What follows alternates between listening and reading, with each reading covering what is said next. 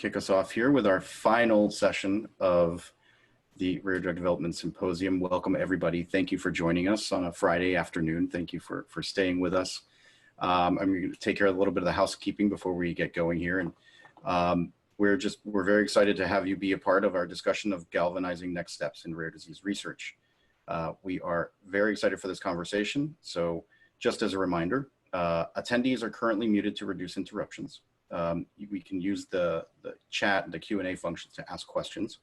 If there are any questions that we're not able to address today by the speakers, or we run short on time, we'll do our best to follow up with you after the program. If you have any technical issues, please visit the help desk. We encourage you to participate as active listeners, ask questions. This is your meeting. So without further ado, I'd like to introduce our speakers. Katherine Beaverson. She's Senior Director of Rare Disease Research Unit at Pfizer. Dr. Jeremy Levin, MD, PhD, and leader at Chairman and CEO of Ovid Therapeutics, as well as serving as chair at Bio. Dr. David Fajgenbaum, our dear friend here at the UPenn Orphan Disease Center and founder of the Castleman Disease Collaborative Network. Thank you. We're going to kick off with Dr. Jeremy Levin, who's going to discuss, some aspects of what is really driving the future, the current state and the future of biotechnology. And David is going to follow with his own observations of what has transpired during this period of COVID and what to look forward to. And Katherine, whose tremendous work in patient advocacy, is going to provide some really good guidance and some thoughts as well on what rare disease communities can do to help the restart of research. So without further ado, Jeremy, the floor is yours. Thank you very much, Christian, and thank you, everybody. I would like to express my appreciation for having me here right at the tail end of what sounds like an absolutely fabulous meeting. What you do is incredibly important.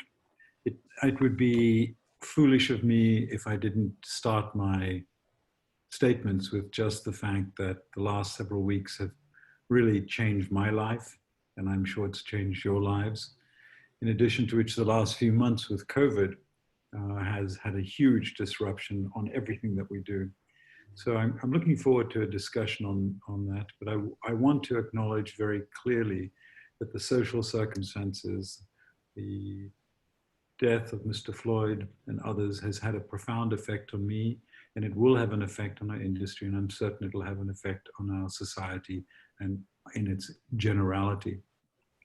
But leaving that aside, there's much to be gained and to be understood about what has gone on, and there's much benefit that we can secure from that. I just want to point, one of the reasons I'm here today is to ask you, please, there is an opportunity to make a contribution to Global Genes. I've published a book, and I think we have a slide somewhere on that. So I'd ask that to be shown if that's possible. This is really an assessment of biotechnology in the time of COVID. The point about this is that all the proceeds from that might otherwise come to the editor is being distributed equally between Global Genes and also Jim Wilson's Institute, which I think is just fantastic. And I really, the Institute for Life-Changing Medicines is important. So this book really describes the impressions of a variety of the individuals who have pivoted their companies in the last 3 months, literally pivoted. And it's not about their technologies, it's about what their experience was. It's really designed to bring a narrative to what has been a remarkably dislocating event for all of us, and to show you what might be helpful to some people at all levels. It also humanizes biotech, and I'd urge you, it is free through the end of midnight tonight. So if you have a Kindle, go ahead and download it. We have a lot of kids who are downloading it now in school. I would point, however, there are several things, Christian, that I would like to talk about if we have a chance later on. Number one, what's critical to me, Luke Rosen talks about the patient perspective, and those of you who know me know that that's the thing that drives me, and Ovid, everything. Luke Rosen isn't there, writes an essay about this and very specifically addresses what COVID has done in this period. But there's a second one which is critical, and that is from a group who developed an in silico technology, which is really how do you use AI in this period of time to help new medicines be discovered. And I would like to not spend more time on it, Christian, but if we do have time, I'd like to talk to everybody about how that might have a very substantial impact in the role of the patient advocate and how the patient advocacy organizations can bring the patient perspective and how that can tie into drug development, drug discovery. So I want to thank you all. It's really a pleasure being with you, and I'll hand it over now if that's okay. But thank you for taking the time to listen to me. Thank you. David, you're up. Thank you very much, Jeremy. And David is going to present. There you go. Great. Well, thank you so much, Christian, for including me on this. And I want to take a moment to thank Maureen, the team at Global Genes, Monique, Samantha, the team at ODC for putting this really wonderful event together, and also echo Jeremy's comments about the work that we still have ahead of us to improve equality in the United States, and how I think that we've been able to start to make some headway in just being aware of the problems, and hopefully we can turn what's been just a unequivocally bad situation into something that can have some silver linings. So during my 5 minutes, I wanted to share my perspectives from 5 viewpoints as we think about the future of rare disease. The first is the viewpoint of a caregiver. This is a photograph of my mom while she was battling brain cancer and unfortunately passed away several years ago. Her diagnosis and passing from cancer is what led me to go into medical school so that I could treat patients like my mom one day and spend my life focused on chasing after diseases. During medical school, I myself became a rare disease patient with idiopathic multicentric Castleman disease. I was so sick that I even had my last rites read to me, and unfortunately went on to have relapse after relapse after relapse. I eventually realized that I would not survive if I didn't identify, or at least try to identify, a drug that could save my life. So I began conducting laboratory research, and importantly became a patient advocate. This is a picture of me with some of our Castleman warriors doing what we call the warrior flex. And what I've learned from this process is that that none of us can do this alone, and that we are so much stronger when we have patients, caregivers, physicians, scientists, advocates, all working together. And so really, I think this serves as the foundation for the comments that I wanted to share with you guys today. And so the main focus in these couple of minutes is really around what silver linings can we create for rare diseases from the COVID-19 pandemic, and similar to the injustices that we're becoming aware of now with systemic racism in the United States. I think that there are silver linings that can come from what we've seen can occur over the last several months with COVID-19. So I wanted to highlight 3 observations. The first is that there has been unprecedented data sharing in the midst of COVID-19. Researchers, publishers are all coming together to share data and collaborating in ways that they never have before. Lit COVID makes every single published paper on COVID-19 freely available to anyone and everyone to access immediately.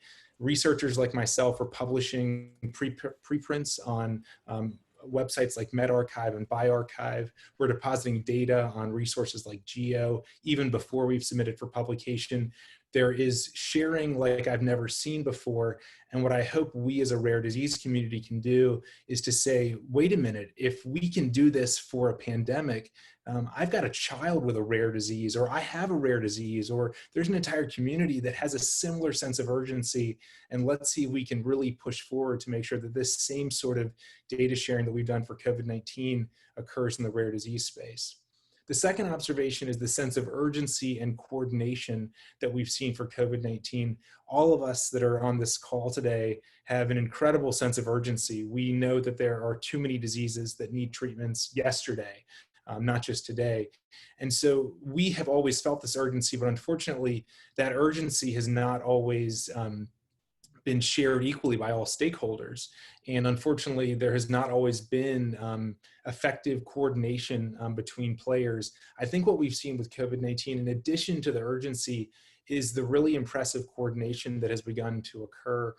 Federal responses like the ACTIVE partnership and also Operation Warp Speed are just two examples of many of groups coming together to really coordinate, to divide and conquer the fight against COVID-19, even at places like Penn setting up institutional clinical trial review committees to determine who's the best investigator to study the best treatment at the best time, and really to try to, as I said earlier, divide and conquer. I think this is a similar roadmap that we should be pushing for in rare disease. And the last observation is around the focus on drug repurposing. So given the urgency of having a global pandemic and really not having the time to develop new drugs, there has been a real appetite for looking at existing drugs that could be tried against COVID-19. A number of high throughput drug screens have been followed, AI-driven repurposing approaches.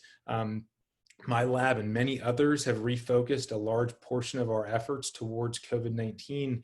My lab started up a project called the Corona Project back in March to track all of the drugs being used off-label against COVID-19. Amazingly, we found that over 150 different drugs have already been tried in humans, in patients with COVID-19 in the first 3 months. So there's a tremendous amount of drug repurposing. For all of us in the rare disease space, I think we'd say that we want a similar sort of effort towards drug repurposing. And if that does happen, we need to similarly track these things. Now, at the top of my slide, I said we should look to create silver linings. And this is one lesson among many that I've learned over the years, both lessons I've learned from my mom during her battle, but also in my own chase for a cure for Castleman disease, this lesson of not just looking for silver linings, but looking to create silver linings. And I wrote my book, Chasing My Cure, that came out this past September, really with the goal of sharing these sort of lessons about creating silver linings, about living in overtime, about turning hope into action, lessons that I felt like I've been brought into as lessons that I didn't know before I became ill, and that I feel like I just need to share with the world. In addition to sharing these lessons, I also wanted to share my experience as a roadmap for others that are trekking a similar path. It's not been easy, but it's trackable. And so I wanted to share this for other rare disease warriors. And lastly, I wanted to raise awareness about rare diseases generally, but also about drug repurposing as an opportunity to identify drugs to save lives in the same way that sirolimus is saving my life. And so I did want to share just before I close that I'm thrilled to share copies of Chasing My Cure with attendees. And so send me an email and a mailing address. I'd be happy to mail a copy to you. Of course, it's available at your local bookstore, but the idea that I can get this book to a lot of rare disease warriors makes me really happy. So shoot me an email and a mailing address, and we'll make sure to get you a copy. Thank you guys so much. Thank you, David. So generous of you. And thank you for being such a great partner to us over the years as we've grown this this great event. And now, Katherine Beaverson, please, you are on. All right, thank you. And again, just thank you so much to Global Genes for putting on this terrific event, but certainly for including me in it. I have to say I'm quite honored to join this closing panel, and in fact a little bit humbled to be joining this discussion with Jeremy and David. I feel I'm a poor second compared to what their efforts in this field. But by way of background, my name is Katherine Beaverson. I lead patient advocacy for Pfizer's Rare Disease Research Unit, which is the part of the Pfizer organization responsible for discovery, translational research, and early clinical development for our rare disease pipeline portfolio. And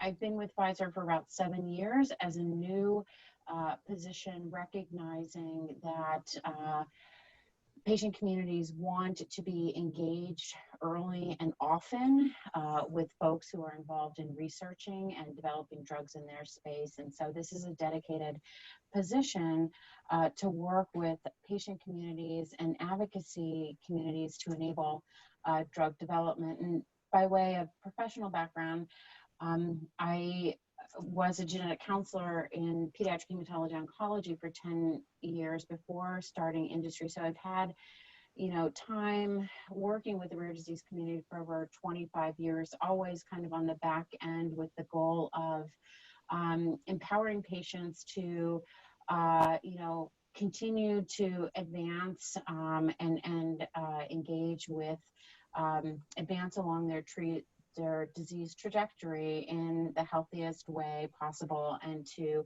empower them to engage with the many folks and entities along that journey. And so I'm just kind of thrilled to be able to do what I love in the environment that I love with the people that I love. And when we entered these days of COVID, not only did I get the question, from many of the groups that I work with, but when Global Genes approached me and said, what can foundations and patient communities be doing during this pause, right? Concerns over how, this stop in research or slowing down in urgency, what can patient communities be doing to kind of keep this momentum going forward? And, I really put some thought into it, because it's certainly something that's impacting, my own industry, as Jeremy can certainly attest to and has written about, right? But I think, there's a lot of hope in these days to focus on, and a lot of work that can be done.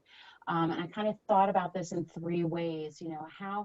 How does this time present an opportunity for groups, associations to focus on the strategy, right? How can we kind of look inside and say, what are our capabilities and our resources, and do they align with our mission, and what externally needs to be done with regard to projects and research? And when we look externally, are there data gaps that we can identify and help fill? So often we go along, we just keep going through the work that needs to get done on a daily basis. And this is the time to kind of reflect and say, well, are we, do we have the biomarkers that we need? Are we on target for what other stakeholders need? Do we have clinical endpoints? What can we be doing to develop them? Natural history, do we have enough of that data, or what are the gaps? What does our competitive grant funding strategy looks like? Are we on target, or should we be pivoting? Are there opportunities to quantify burden of illness, and thinking about how we want to engage with regulators and with payers? And are we thinking about patient preference, again, quantifying patient preferences with regard to risk tolerance, in particular around some emerging technologies such as gene therapy? And then when we think about the opportunity to drive this hope and this momentum, how are we activating and empowering from the standpoint of patient communities? This is, that we obviously, people are grasping towards these digital technologies and platforms that provide an unbelievable opportunity to increase understanding of drug discovery and drug development. How are we encouraging folks to, enroll and to continue contributing data into the registries, encouraging folks to seek genetic testing? Global Genes, I know, has spent a lot of time on talking about maintaining continuity of care through enabling technologies, be it digital or telemedicine, in-home kind of care. And then when we think about advocacy associations and the work that they do with the scientific and clinical communities, are we encouraging our academic partners to publish data?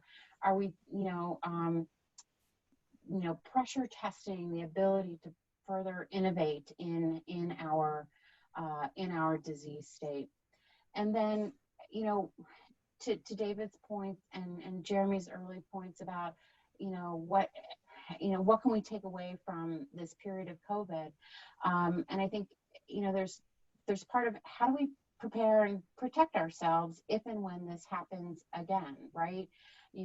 I've listened to concerns about biospecimens and and precious data and what has happened when research has maybe slowed down, and are there opportunities to think about in the future what contractual safeguards need to look like, right, to prevent some of this loss, and then are we prepared for when these restrictions end, and do we understand what needs the community may have to restart clinical research, right? Families have been put under tremendous financial stress during this period of time. Can they re-engage with clinical trials? What at the level of the site, what does restart look like with regard to finances and needed resources? And I think those are some of the things that we could be thinking about as we're in these COVID days, and certainly kind of the human ability to demonstrate resiliency is certainly something that advocacy associations have shown to us, over and over again. So thank you. Thank you, Catherine. That's great. We're going to keep this slide up. I think it's a great backdrop for discussion. You raise a great point here as far as in a time in which we were all seeing the press conferences from the Governor Cuomo and discussions from around the country and around the world. One of the things that happened to be discussed quite often was a lack of data, and a lack of data to make decisive decisions or to know what was coming next. And it seems like a great time to, in this kind of mental reset, to take that approach of directly engaging communities and asking them specifically, what do you need? Seems like that, it seems so simple, and yet we've taken it for granted for so many years. I wonder, as you've thought about it, and Jeremy, you wanted to circle back as well on this topic, what's been your approach, and what have you thought about, or what have you talked about in terms of how to re-engage, and what might you do differently? Re-engage patient communities, that is. Me. As I think as a sector, but certainly with Ovid's thought leadership in this. So look, I think number one, we must acknowledge that we were completely and utterly and totally unprepared in a way which is almost bewildering for all of us. If you compare that just for a minute, Chris, if you compare it to how we'd approach thinking somebody who was in a bunch of boats and coming to invade our country, we would be prepared. You have the military. So medical practice and caregiving was unprepared because we had no leadership whatsoever to provide us what was required, except the extraordinary efforts of caregivers. And what Ovid's experience in this was daunting. I mean, you'll read about it a little bit in the book, but much more significant was that we treasure every family. We know the families. We make it our business to know the families. We make it our business to know the advocacy groups. And that just is a philosophy. Some companies don't do that, but I believe that's the only way to do things. So as we thought about this, very early on in this whole medical debacle, actually, we decided that we couldn't put patients at risk, that we needed to go virtual. We needed to understand exactly how we could fulfill their hopes, which means completing the clinical trials that you must have. And the tools that we had available for us were very quickly those which were, first of all, the families, their ability, their knowledge about where they wanted to go, how they want to go, our ability to communicate with them. Secondarily, really switching very quickly and talking to the FDA about how one could do this. And then thirdly, ensuring that our clinical trials did not stop. And That's a concerted, a lot of bravery in the families who clearly wanted to go to the centers, and we didn't want them to go to the centers because you were worried about what was going on in the center. And you just cannot ever endanger families, period. Yeah. And certainly not many of the kids that we treasure. All of them, not many, all of them. So we went virtual, but that meant we did have a slight delay. We continued, we will deliver the Angelman trial at the end of the year. We pushed very quickly to complete everything that was in our developmental epileptic encephalopathy trials. Those are all going to deliver. But it required everybody in Ovid, honestly, it's a very strange thing to say, everybody in Ovid had to look after their families, commit to working from home, and at the same time, develop new tools to do this. So it meant our IT structure to change completely. Really it did. And it had to be bolstered and enhanced. Our ability to communicate like this had to be tremendously enhanced. Our ability to communicate with the families, our ability to communicate with those who are under care, and then to measure change, all had to be evaluated and understood. So, you know, in many ways, there's a lot to be learned from that, because if we ever we'll run another clinical trial, we will never do it the way we did it before COVID. We'll use more IT, we'll use more virtual visits, we'll have a lot more, and it will be a lot less disruptive, I believe, to the families than previously the sort of traditional way of doing things. So lots to be discussed there, Christian. I mean, really, yeah. But at the end of the day, the critical thing was, gee, how unprepared were all of us? And what does that say about our society? That's just shameful.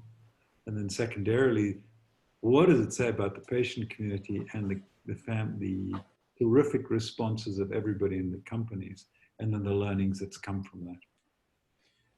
Thank you, Jeremy. You know, David, I turned to you on this in the sense that you, as a physician, have been on the front lines. You, as a patient and caregiver as well, have had to go through the very familiar territory, I'm sure. And of course, as a researcher, you've seen, you know, you've seen the interruptions that communities have experienced. What advice would you have, or you say you see the silver linings? What do you think is needed most? You know, we've talked, I think Jeremy lined up a lot there that really came down to digital transformation and collaboration. What's been driving continued work with the Castleman group, with the collaborative network? Yeah, it's a really important question, and I'm glad we're already starting to think through what positives can come from this. What can we find that will help us in the future? In our case, we actually had to shut down our clinical trial of sirolimus, which was really painful. So the drug that I'm on that's saving my life and the reason that I'm here today, this drug is also helpful for other Castleman's patients, but we're doing a formal trial to determine which patient is likely to improve from it. And that trial had to be completely halted. And that is just kind of one of the many things that have been halted. And of course, that means it's going to be longer until we can get data that can help us to inform better care for patients in the future. But one thing that we have emphasized a lot, which I think is important, is leveraging real world data. So Castleman disease is a lot of drugs that are already FDA approved or repurposed in Castleman disease. We had nice discussions the last couple afternoons, Christian, about drug repurposing. And so we run a natural history study where any patient in the world can enroll online, and we can get their medical data, and we can extract out thousands of data points per patient. So even if our trial is on hold, we can still continue to get data on these patients all around the world being treated with various drugs. And I think that on a related note, I mentioned the Corona project that my lab stood up a few months ago. And I remember finding myself early on in the pandemic saying, you know, I can't find a listing of all the drugs being given to humans. Maybe we should just do it. I mean, I know that it's going to be a big effort. There's thousands of papers and it's going to take thousands of hours to get through them, but maybe we should just create a volunteer army. And I thought to myself, well, we'll do it, but within a few weeks or months, there'll be some other effort that maybe we can, you know, back out of this. And unfortunately, we're in a position where we have 40 volunteers basically working around the clock, extracting data on now over 20,000 patients. But the big takeaway is that there are a lot of drugs being used off-label against COVID-19, and the speed with which we've gone from experimental approaches to giving humans with COVID-19 drugs it's mind-blowing. It's days actually between lab to humans. And I think that as we all know, there have been some missteps when it comes to drug repurposing against COVID-19. There has been too much optimism too early for a few drugs. But I think that there are aspects of this pace of drug repurposing that we need to learn from in the rare disease space. But really importantly, we have to track when it's given, whether it actually works or it doesn't work. David, can I ask you a question? Sure. You know, it's really interesting what you just said, the number of people involved. Did you use any AI, or did you basically, this was manual cranking? We took the manual approach. I think I need to come up with whatever the opposite of AI is what we did. We have a team of 40 people. Most of them are medical students. Some of them are actually Castleman's patients that have decided to join our army. And they go paper by paper. There have been now over 15,000 papers written with the word COVID-19 in them. And we've gone through 2/3 of those. And we've pulled out data on over 20,000 patients, and we've made this data available for anyone. We just found this to be critical. I don't think you can fight a war if you don't know what weapons are being used and whether they're working or not. And basically that's what we're doing right now. We're fighting a war against COVID-19. We don't know what's being used. And this has been critical for Castleman's, and we thought it was critical for COVID. Boy, really. Yeah, that's really impressive. Thank you, David. And didn't know that the patients had been included, which is fantastic. That the patients were right in the front row doing the research as well. I think it's a really important point that it is one community, and the collaboration really involves everyone. So, Katherine, I wanted to make sure you have your thoughts on this. There's a brilliant slide that you've put so much together here. So, I want to bring it back to you. What's collaboration look like at Pfizer and the groups that you're working with, and how's the response gone as far as focus and urgency kind of driving the work? Yeah, that's a great question, because obviously Pfizer is an enormous organization, and we have responsibility to and for many patient communities, right? And I think we had to take an approach that was responsive to the medicines that are on the market, right, and the patient communities that we serve through our medications. And obviously, when this started, there was a rapid response needed with regard to concerns over disruption in supply for those medicines. And I think, it was really that urgency and quick turnaround to respond to the community's concerns about continued access. We built a whole COVID information resource page within our Pfizer.com, and had those resources made available to a lot of the advocacy groups that we work with, so that they were informed on the state of the science and the state of care and the state of research with regard to Pfizer and on COVID itself. And people are aware that Pfizer is in the process of developing some medicines for COVID. And then I think there's how did we approach our research portfolio, and kind of the urgent need to communicate to the communities that were engaged in our clinical trials. And we kind of looked across our portfolio and said, what are the ones that we absolutely cannot stop?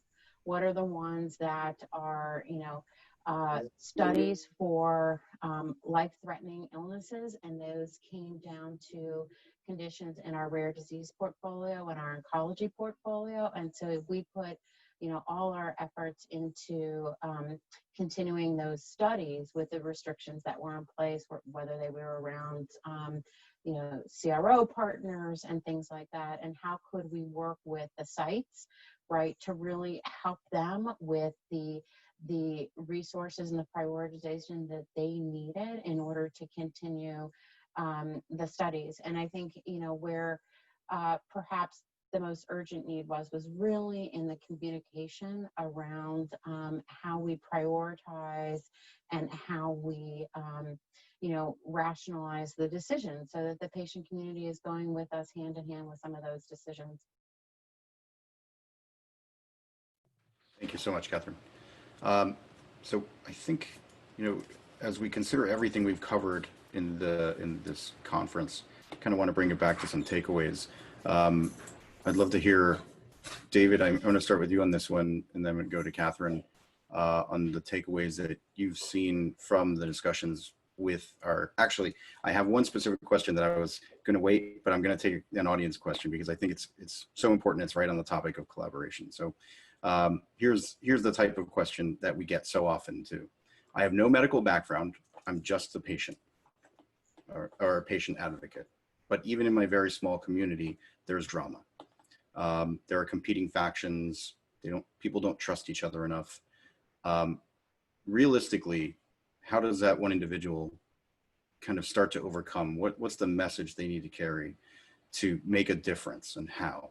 Because so many folks are in this position, and at the same time, they have the will, even when they're sick, to keep going and keep building relationships. So, I'm going to start with Catherine actually on this one from your experience in working with communities. What have you seen works to kind of bring communities back together and to focus their work? That's a tough one, because I think that the person asking the question, and certainly folks in this session, are aware that we look at communities as one, but there's a lot of diversity within some of these disease communities. And I think, while we would love everyone to be speaking with one voice, sometimes that's not possible, but every voice does matter. And I think, from a company perspective, if you have, that telephone or that email open for contact, right, you can address the collective as well as the individual. Keeping yourself accessible always helps. Having them have a resource to go to. So, David, you've worked with our communities very much. You've heard it as well. What have you picked up on in terms of what drives collaboration and what keeps people oftentimes who are fighting their own sickness motivated to keep up the fight, but also keep not just fighting their own uphill battle, but keeping their ears and hearts open to each other? Great question, Christian, and I'll direct this really directly to the person who asked this question, and really emphasize something that everyone of us that has been in the rare disease fight knows, and that's that not a single one of us can do this alone. There is not a single scientist or patient or advocate in the world that can do this on their own. And so I don't think that anyone should feel like they can't make a difference, but I think they should realize that they can make a difference if they connect with the right people and if they create a team.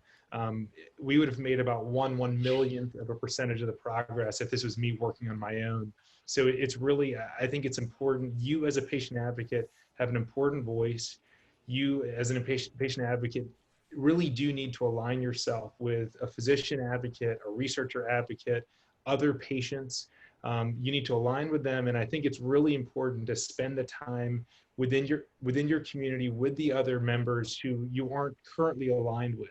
Is there a way forward for you guys to join together? For us in Castleman disease, there were 2 foundations before we started the CDCN, and rather than there being 3, we were able to persuade and to bring those 2 that existed into 1. So rather than 3 organizations, there's 1, and that's been really critical for us. And so I'd really encourage all advocates to recognize we can't do this alone. We have to do it together, and to do it together, we really, really do need to work together as one. Christian, can I make a comment? Absolutely. Rhonda, you asked that you say you have no medical background. I'm just a patient. Actually, what you said is really important because we all are exactly like you. And in every interaction with any group of people, doesn't matter whether it be those who have a disorder and share that disorder or other, you see diverse views. It's like herding sheep. And I think your question is important because it goes to the heart of who you are and what each one of us is. So I would make the following recommendation to you. Number one, it is a small, I'm sure it's a small community, and every individual, every human in it has a different perspective. So I would urge, number one, don't look for giant changes. Look for things that are incremental. Build on incremental things that are similar. Number two, if you can, find anything to talk to those people about.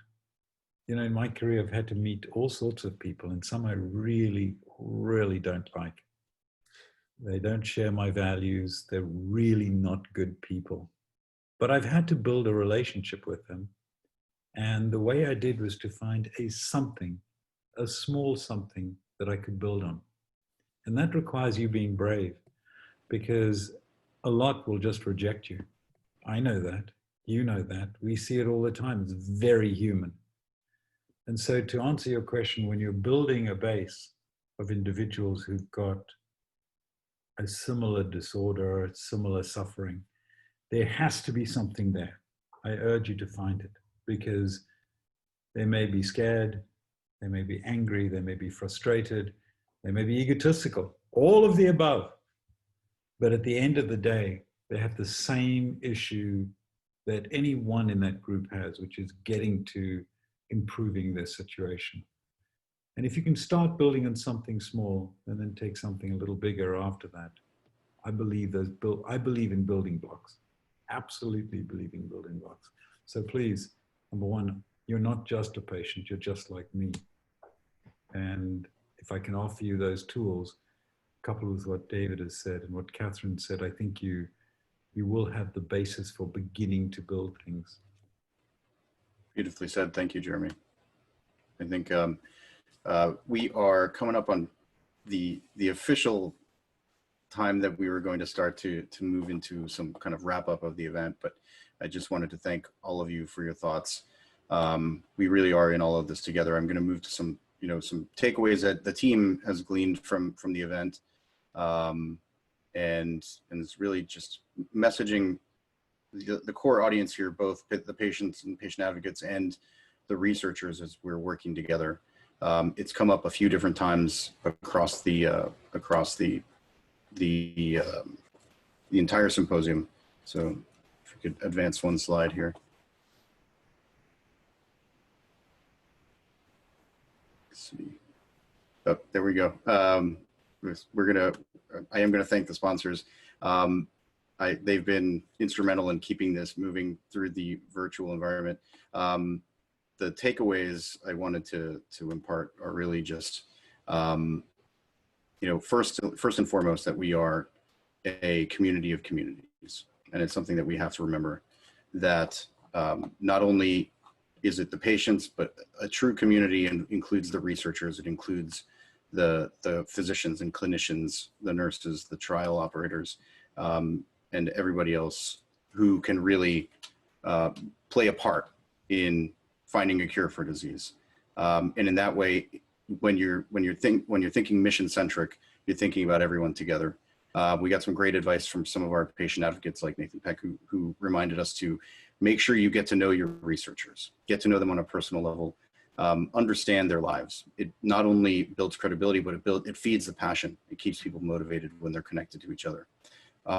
Secondly, I think as we reemerge from COVID, let's remember our learnings from this time, not only as the limitations struck us and what we needed to adjust and change on the fly to keep things moving, but also what we learned about what we don't know about people in our own community, and how we can serve everyone better, because it certainly struck our communities differently, depending of course, by race, also by location, and availability of resources. So let's remember that these are the learnings we need to take stock of and take seriously to move forward.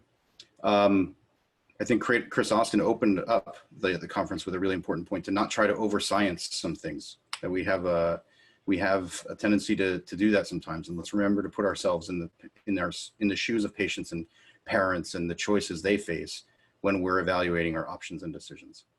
And finally, while there are hurdles to be overcome, we've moved mountains. David, I think you've even described it with COVID. We didn't even realize in some ways how tall a mountain we could climb, even though we're still climbing. We do more together. I think that's an essential point. And as we look forward to the coming year, we will, of course, be having a couple more events on the horizon. If we want to advance here. We have registration still open for our Rare on the Road series that's gone virtual.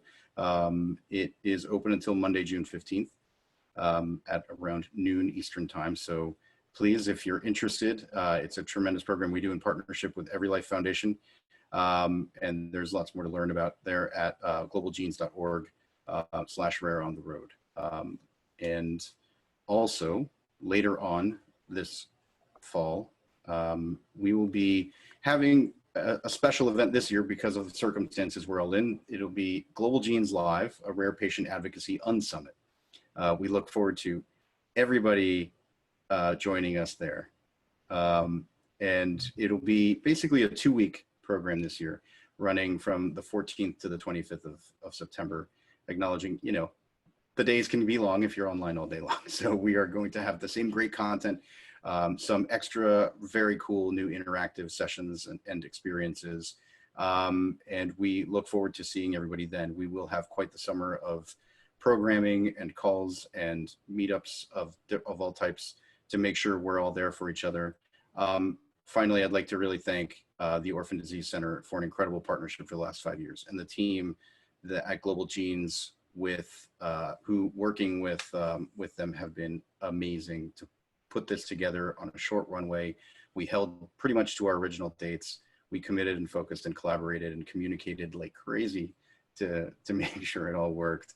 So shout outs to everybody on these two teams. They did a great job. And the Orphan Disease Center itself, along with all the speakers, yeah, absolutely. Thank you, Blair, for that. The speakers have done an incredible job. The goodwill was amazing, and we really look forward to many more engagements with you, many more chances to connect in person. Next year, we will hopefully, if everything is going right, we will be in Philadelphia together. We see you all. We miss you all. We miss our community. We are cheering for you. We're always here for you for any of the resources you need, including the resources from this very program, which will be available on demand. Thank you for a tremendous conference. So that about wraps it up. And again, we'll be in touch soon. Thanks so much, Christian. So this is amazing, and to all the organizers. Sorry. Thank you. Bye, Christian. Bye, Katherine. Bye-bye. See you soon. Bye, guys. Stay safe and healthy. David, You too. Thank you. I'm getting the book, David. That's for sure. Oh, I'm getting Right. both the books.